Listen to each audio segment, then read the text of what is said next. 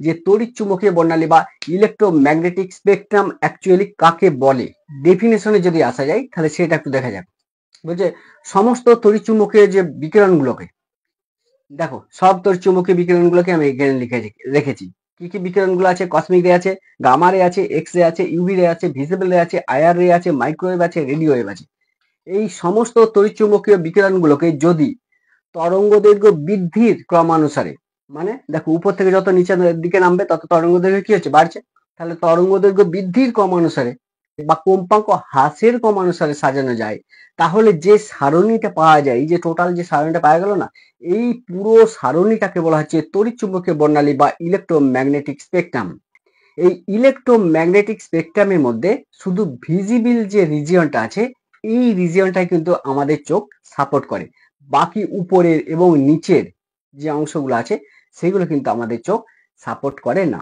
আর red বা লাল এর ক্ষেত্রে কি ল্যামডাটা সবচেয়ে বেশি, কারণ লাল কথা আছে একবারে নিচে আছে, তার লালের কি হচ্ছে নিচে যত থাকে তত কি হয় তরঙ্গ দৈর্ঘ্য বাড়ে। লাল যেহেতু নিচে আছে লালের তরঙ্গ দৈর্ঘ্য সবচেয়ে বেশি, ফ্রিকোয়েন্সি সবচেয়ে কম। ভায়োলেন্ট উপরে আছে, ভায়োলেন্টের কম্পাঙ্ক সবচেয়ে বেশি, আর যার কম্পাঙ্ক বেশি তার তরঙ্গ দৈর্ঘ্য কি হবে? অনেক কম হবে। তাহলে এই হচ্ছে আমার পুরো বিষয়টা। কসমিক রে, গামা রে, এক্স রে, ইউভি রে, আল্ট্রাভায়োলেট রে, ভিজিবল রে এর সাহায্যে আমরা দেখতে পাই, এই রিজনটার সাহায্যে আমরা দেখতে পাই। আইআর রে মানে ইনফ্রারেড রে, যেটাকে অবলোহিত আলোকরশ্মি বলছি, আর মাইক্রোওয়েভ মানে ক্ষুদ্র তরঙ্গ, আর একটা হচ্ছে রেডিও ওয়েভ যেটা বলছে বেতার তরঙ্গ। এই যে রশ্মিগুলো আছে, এতগুলো বর্ণালী আছে না, এই বর্ণালীগুলোর মধ্যে কিসের পার্থক্য আছে বলতো?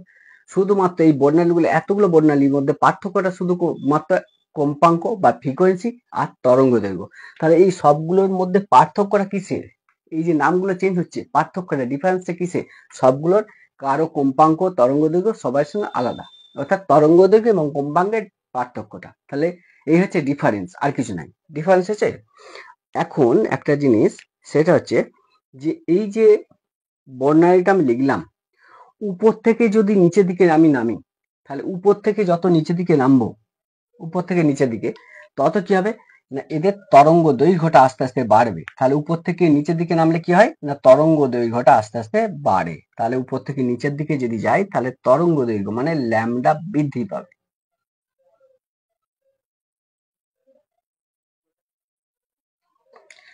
আবার আমরা একটা জানি যে সি সমান কি না, সি সমান নিউ ল্যামডা, মনে পড়ছে? সি সমান নিউ ল্যামডা, যেখানে সি হচ্ছে ভেলোসিটি অফ লাইট, আলোর গতিবেগ, মানে এখানে যে কোনো ইলেকট্রোম্যাগনেটিক ওয়েভের আমাদের ভেলোসিটি, তড়িৎচুম্বকীয় যে কোনো বর্ণালী তার গতিবেগ আলোর গতিবেগের সঙ্গে সমান, অর্থাৎ তড়িৎচুম্বকীয় বর্ণালী গতিবেগ হচ্ছে সি। আচ্ছা, নিউটা কি? ওই বর্ণালীটার যে ফ্রিকোয়েন্সি বা কম্পাঙ্ক, আর ল্যামডাটা কি? তরঙ্গ দৈর্ঘ্য। তাহলে সি সমান নিউ ল্যামডা। এখান থেকে একটা জিনিস দেখো যে ল্যামডা, তাহলে ল্যামডা, এই ল্যামডা সমান কি? ল্যামডা সমান সি বাই নিউ, লিখতে পারি ল্যামডা সমান সি বাই নিউ। তাহলে ল্যামডা সমান যদি সি বাই নিউ হয়, তাহলে ল্যামডা ভ্যারিজাস 1 বাই নিউ। এই যে অংশটা দেখো, ল্যামডা ভ্যারিজাস 1 বাই নিউ, তার মানে কি? তরঙ্গ দৈর্ঘ্য আর নিউ, নিউ মানে কি? ফ্রিকোয়েন্সি। তার তরঙ্গ দৈর্ঘ্য যা বেশি তার ফ্রিকোয়েন্সি কি হবে? সবচেয়ে কম হবে। কারণ তরঙ্গ দৈর্ঘ্যের সঙ্গে ফ্রিকোয়েন্সি কেমন আছে? ব্যস্তানুপাতে আছে। তরঙ্গ দৈর্ঘ্যের সঙ্গে ফ্রিকোয়েন্সি কেমন আছে? ব্যস্তানুপাতে আছে। তাহলে ব্যস্তানুপাতে আছে মানে কি? তরঙ্গ দৈর্ঘ্য বাড়ছে মানে কি? ফ্রিকোয়েন্সি কমছে মানে কম্পাঙ্ক কমছে। তাহলে উপর থেকে নিচের দিকে যদি নামি, তাহলে তরঙ্গ দৈর্ঘ্য যদি বাড়ে, তাহলে তরঙ্গ দৈর্ঘ্য বাড়ছে মানে কি? এখানে কম্পাঙ্কটা সবচেয়ে কম, তাহলে কম্পাঙ্ক কোন দিকে বেশি হচ্ছে না? কম্পাঙ্ক বৃদ্ধি হচ্ছে কোন দিকে? উপর, নিচে থেকে উপরের দিকে যদি যায়, তাহলে নিচে থেকে উপরের দিকে কি বাড়ছে না, নিচে থেকে উপরের দিকে নিউটা বেশি হচ্ছে। কোনটা? নিউ বৃদ্ধি পায়। দেখো উপর থেকে নিচের দিকে যদি উঠি নিউ বৃদ্ধি পায়, অর্থাৎ এখান থেকে বলা যাচ্ছে যে কসমিক রে যেটা বা মহাজাগতিক রশ্মি, এই মহাজাগতিক রশ্মির কম্পাঙ্কটা অনেক বেশি। আবার আমরা একটা জিনিস জানি যে যা কম্পাঙ্কের সঙ্গে, অর্থাৎ নিউ ভ্যারিজাস ই, অর্থাৎ ই ভ্যারিজাস, অর্থাৎ ই মানে কি? ই মানে এনার্জি। তাহলে নিউটা এনার্জির সঙ্গে ভ্যারি করে, অথবা এখান থেকে লিখতে পারি যে ই ভ্যারিজাস নিউ। তাহলে ই ভ্যারিজাস নিউ মানে কি? এনার্জি এবং নিউ দুটোর মধ্যে কেমন আছে? ডাইরেক্ট প্রপোর্শনাল বা সমানুপাতে আছে। তার মানে কি? যার কম্পাঙ্ক বেশি তার ক্ষমতা বেশি, এনার্জি বেশি। তাহলে যত উপর দিকে যাব কম্পাঙ্ক বৃদ্ধি পাচ্ছে, যত উপর থেকে নিচের দিকে নামবো তত তরঙ্গ দৈর্ঘ্য বৃদ্ধি পাচ্ছে। তাহলে এই জন্য এই যে অংশটা, যে আইআর মানে কি? ইনফ্রারেড, যেটা বলছে অবলোহিত আমাদের আলোক রশ্মি, আর এটা হচ্ছে রেডিও ওয়েভ। আর মাইক্রোওয়েভ, তারপরে কি হচ্ছে রেডিও ওয়েভ। রেডিও ওয়েভের তরঙ্গ দৈর্ঘ্য সবচেয়ে বেশি। এই রেডিও ওয়েভের তরঙ্গ দৈর্ঘ্য সবচেয়ে বেশি বলে আগের দিন কি হতো না, রেডিও ওয়েভকে কাজে লাগিয়ে তাৎক্ষণিক সম্প্রচার, মানে কোনো দেশের কোনো তাৎক্ষণিক সম্প্রচার যদি কিছু করার থাকতো, সে তখন আমরা কি ব্যবহার করতাম না, রেডিও ওয়েভকে কাজে লাগানো হতো। কারণ রেডিও ওয়েভের তরঙ্গ দৈর্ঘ্য বেশি, তরঙ্গ দৈর্ঘ্য বেশি হলে কি হয়, মানে খুব কম সময়ে বেশি দূরত্ব অতিক্রম করে যায়, অর্থাৎ প্রত্যেকটা মানুষের ঘরে ঘরে পৌঁছে দেওয়া কোনো বার্তা এইরকম যদি থাকে, সেক্ষেত্রে রেডিও ওয়েভকে ব্যবহার করছিল। কারণটা হচ্ছে তরঙ্গ দৈর্ঘ্য সবচেয়ে বেশি, তরঙ্গ দৈর্ঘ্য যত বেশি হবে তত বেশি কি হবে না, ওই সাউন্ডটা তত দূরত্ব চলে যাবে, মানে খুব কম সময়ে বেশি দূরত্ব অতিক্রম করবে। এই হচ্ছে আমাদের বিষয়টা।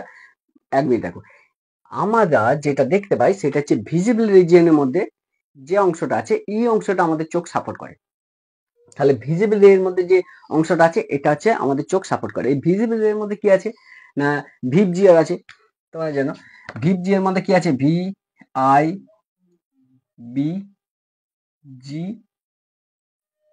Y O R. দেখো এই যে অংশটা, এই রিজিয়নটার মধ্যে কিন্তু এতগুলো আছে, মানে আর কোন রিজিয়নটার মধ্যে কথা বলছি, ভিজিবল রিজিয়নের মধ্যে। ভিজিবল মধ্যে কি আছে না, ভিপ জিয়ার আছে। দেখো ভিপ জিয়ার মানে কি, ভি মানে কি ভায়োলেন্ট, তারপরে কি আই মানে কি ইন্ডিগো, তারপরে বি মানে কি ব্লু, তারপরে জি মানে কি গ্রিন, ওয়াই মানে কি ইয়েলো, ও মানে কি অরেঞ্জ, আর মানে কি রেড। অর্থাৎ এই অংশটার মধ্যে, এই অংশটার সাহায্যে আমরা এত সব বস্তুকে দেখতে পাই শুধু এই অংশটির মাধ্যমে। উপরের যে রিজিয়নটা তাদের মাধ্যমে আমরা দেখতে পাই না, নিচে যে রিজিয়ন গুলো আছে এই রিজিয়নের সাহায্যে আমরা দেখতে পাই না। এখন বিষয়টা হচ্ছে একটা জিনিস, সেটা হচ্ছে একটু আগে আমি বললাম যে উপর থেকে যদি নিচের দিকে নামি কি বাড়ে, তরঙ্গ দৈর্ঘ্য বাড়ে। তাহলে উপর থেকে নিচের দিকে নামলে তরঙ্গ দৈর্ঘ্য বাড়ছে, মানে ল্যামডাটা বাড়ছে। আবার নিচে থেকে উপরের দিকে উঠলে কি বাড়ছে না, নিউ বাড়ছে, নিউ বাড়ে, নিউ বাড়ে। আর এখানে কি আছে, ল্যামডা বাড়ে। দেখো উপর থেকে নিচের দিকে নামলে ল্যামডা বাড়ে, তার মানে কি তরঙ্গ দৈর্ঘ্যটা বাড়ে। তাহলে উপরে কি আছে ভায়োলেন্ট, তারপরে ইন্ডিগো মানে বেনিয়া সকোলা, মনে পড়ছে? তাহলে ভায়োলেন্ট আছে, ইন্ডিগো আছে, ব্লু আছে, গ্রিন আছে, অরেঞ্জ আছে, ইয়েলো আছে, রেড আছে। রেড সবচেয়ে নিচে আছে। আমরা জানি উপর থেকে যত নিচের দিকে নামবো তত কি হবে না, আমাদের তরঙ্গ দৈর্ঘ্য বা ল্যামডা ভ্যালুটা বাড়তে থাকে। তাহলে নিচে কে আছে, রেড আছে, তাহলে রেডের তরঙ্গ দৈর্ঘ্য এই জন্য সবচেয়ে বেশি। আবার একটা জিনিস দেখো, যার তরঙ্গ দৈর্ঘ্য বেশি তার কম্পাঙ্ক সবচেয়ে কম হবে। এই জন্য দেখা যায় যে রেডের তরঙ্গ দৈর্ঘ্য সবচেয়ে বেশি এবং কম্পাঙ্ক সবচেয়ে কম। আবার ভায়োলেন্টের ক্ষেত্রে যদি যাই, তাহলে ভায়োলেন্টের তরঙ্গ দৈর্ঘ্য সবচেয়ে কম, কারণ ভায়োলেন্ট সবচেয়ে উপরে আছে। উপরে যে থাকে তার ফ্রিকোয়েন্সি বেশি, তরঙ্গ দৈর্ঘ্য কম। তাহলে উপরে আছে যে ভায়োলেন্ট, তাহলে এর কম্পাঙ্ক বেশি, মানে নিউটা বেশি, বাট এর তরঙ্গ দৈর্ঘ্য সবচেয়ে কম। এই হচ্ছে বিষয়। তাহলে এই হচ্ছে আমাদের তড়িৎচুম্বকীয় বর্ণালী বা ইলেকট্রোম্যাগনেটিক স্পেকট্রাম। তাহলে এবারে আসা যাক যে তড়িৎচুম্বকীয় বর্ণালী বা ইলেকট্রোম্যাগনেটিক স্পেকট্রাম অ্যাকচুয়ালি কাকে বলে। ডেফিনেশনে যদি আসা যায় তাহলে সেটা একটু দেখা যাক। বলছে সমস্ত তড়িৎচুম্বকীয় যে বিকিরণগুলোকে, দেখো সব তড়িৎচুম্বকীয় বিকিরণগুলোকে আমি এখানে লিখে রেখেছি। কি কি বিকিরণগুলো আছে, কসমিক রে আছে, গামা রে আছে, এক্স রে আছে, ইউভি রে আছে, ভিজিবল রে আছে, আইআর রে আছে, মাইক্রোওয়েভ আছে, রেডিও ওয়েভ আছে। এই সমস্ত তড়িৎচুম্বকীয় বিকিরণগুলোকে যদি তরঙ্গ দৈর্ঘ্য বৃদ্ধির ক্রমানুসারে, মানে দেখো উপর থেকে যত নিচের দিকে নামবে তত তরঙ্গ দৈর্ঘ্য কি হচ্ছে বাড়ছে। তাহলে তরঙ্গ দৈর্ঘ্য বৃদ্ধির ক্রমানুসারে বা কম্পাঙ্ক হ্রাসের ক্রমানুসারে সাজানো যায়, তাহলে যে সারণীটা পাওয়া যায়, এই যে টোটাল যে সারণীটা পাওয়া গেল না, এই পুরো সারণীটাকে বলা হচ্ছে তড়িৎচুম্বকীয় বর্ণালী বা ইলেকট্রোম্যাগনেটিক স্পেকট্রাম। এই ইলেকট্রোম্যাগনেটিক স্পেকট্রামের মধ্যে শুধু ভিজিবল যে রিজিয়নটা আছে, এই রিজিয়নটাই কিন্তু আমাদের চোখ সাপোর্ট করে। বাকি উপরের এবং নিচের যে অংশগুলো আছে সেগুলো কিন্তু আমাদের চোখ সাপোর্ট করে না। আর রেড বা লাল এর ক্ষেত্রে কি, ল্যামডাটা সবচেয়ে বেশি, কারণ লাল কথা আছে একবারে নিচে আছে। তার লালের কি হচ্ছে, নিচে যত থাকে তত কি তরঙ্গ দৈর্ঘ্য বাড়ে। লাল যেহেতু নিচে আছে, লালের তরঙ্গ দৈর্ঘ্য সবচেয়ে বেশি, ফ্রিকোয়েন্সি সবচেয়ে কম।